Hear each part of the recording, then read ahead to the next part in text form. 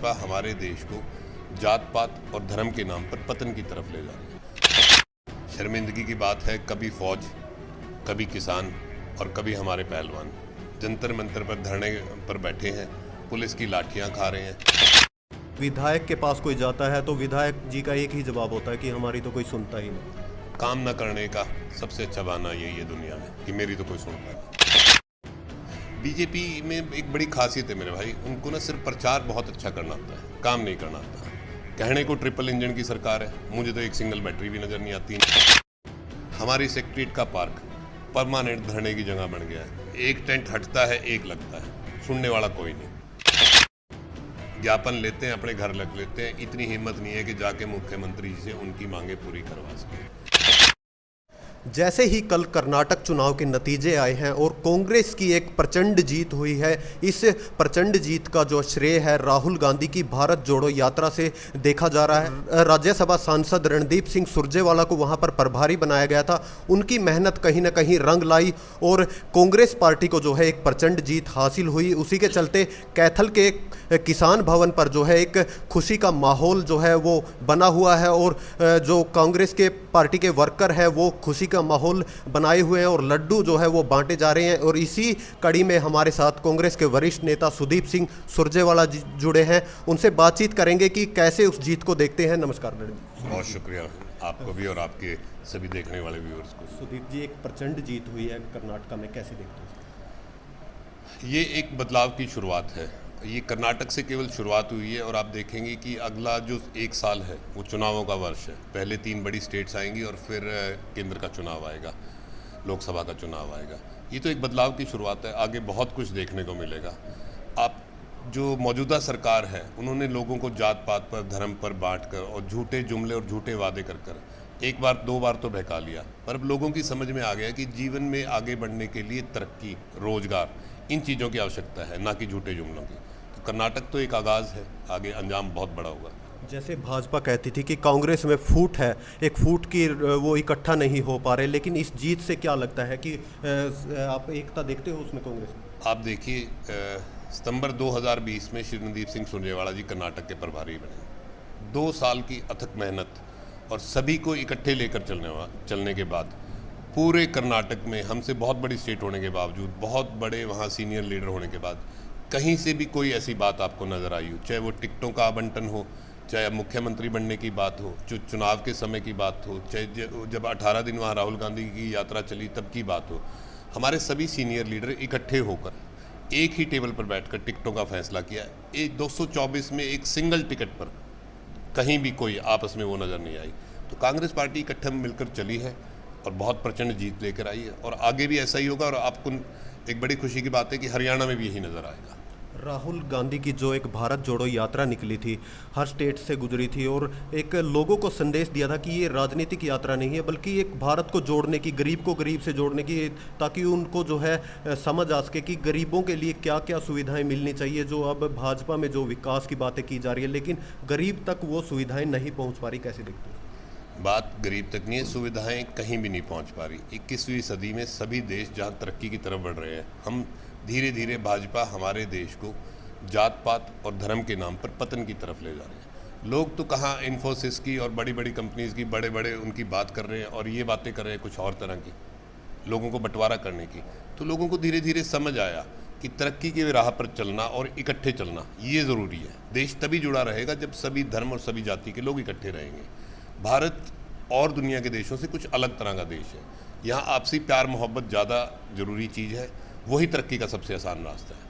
तो आने वाले समय में हरियाणा में चुनाव है, कैसे देखते हो कि कांग्रेस के पाले में भी जो है हरियाणा आएगा?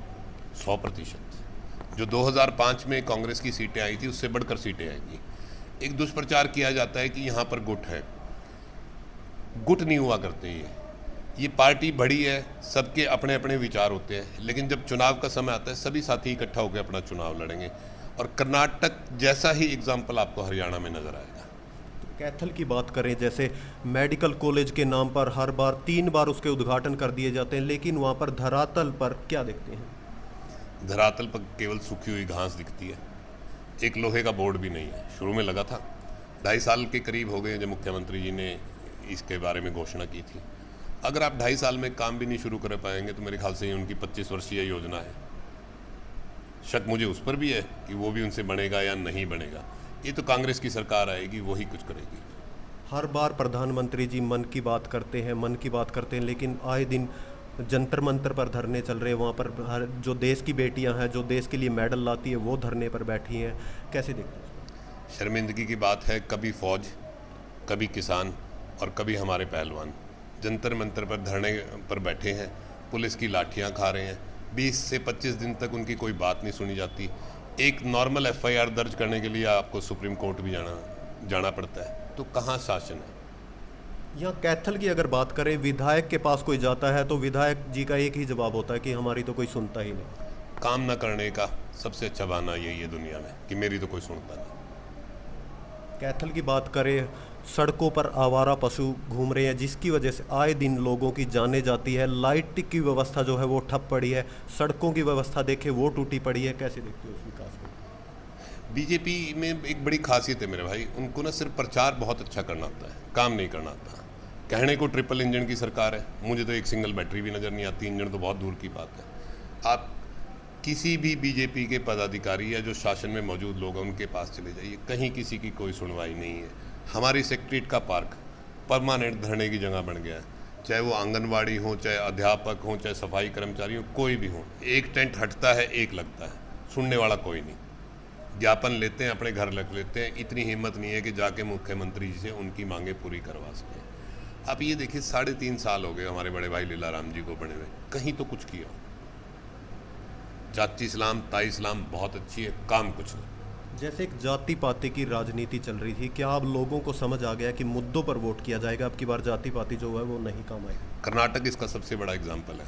आप कर्नाटक में अगर जातीय समीकरण देखें तो कोई भी एक ऐसी जाति नहीं है जिसने कांग्रेस पार्टी को वोट नहीं दिया। तभी तो 7% वोट बढ़ा। चाहे वहाँ की बड़ी जातियाँ हैं, वो कालिंगा है, लिंगायत है, SC लेफ्ट है, SC राइट है, मुस्लिम वोटर है, कुछ भी, सब ने साथ दिया और वो तरक्की को देखते हुए साथ दिया। तो कैथल के वोटर्स में जो है एक चिंता रहती है, मन में बनी रहती है कि रणदीप सिंह सुरजेवाला तो राज्यसभा सांसद बन गए हैं, जो वो क्या कैथल से अब चुनाव लड़ेंगे? 100% कैथल से चुनाव लड़ेंगे। राज्यसभा सांसद केवल पार्टी के कहने से, ताकि राज्यसभा में, संसद में पार्टी का पक्ष रखने वाला एक बहुत अच्छा पढ़ा लिखा, सरल और सुलझा हुआ व्यक्ति हो, उनके कहने से बने। तो जब हरियाणा का चुनाव आएगा तो आपको हरियाणा में मौजूद मिलेंगे, और आने वाले 1 महीने के बाद आप देखेंगे कि हम यहाँ अपना काम शुरू कर देंगे। कैथल की जनता को क्या संदेश रहेगा किसान भवन से? मैं कैथल की जनता को हाथ जोड़ के केवल यही निवेदन करना चाहूँगा, आप 2005 से लेकर 2014 तक का कैथल देखिए और 2014 से लेकर 2023 तक का कैथल देखिए। यहाँ का माहौल, यहाँ की तरक्की जो कहीं खो गई है, उसको वापस उसी धरा पे लाने के लिए भाई रणदीप सिंह सुरजेवाला जी का साथ दीजिए, और फिर देखिए कि कैथल पहले की तरह हरियाणा में अपना उसी मुकाम पर पहुंच जाएगा जिस मुकाम पर पूरे हरियाणा में कहीं कैथल का नाम लिया जाता था। तो देखिए, सुदीप सिंह सुरजेवाला जी हमारे साथ जुड़े थे और बताया कि कांग्रेस पार्टी में जो है किसी भी प्रकार की फूट नहीं है। कांग्रेस पार्टी आज भी एक है, और आने वाले समय में आपको बता दें कि कैथल से चुनाव जो है वो रणदीप सिंह सुरजेवाला ही लड़ेंगे। तो जितने भी लोग इस वीडियो को देख रहे हैं, ज़्यादा से ज़्यादा इसको शेयर करें। धन्यवाद।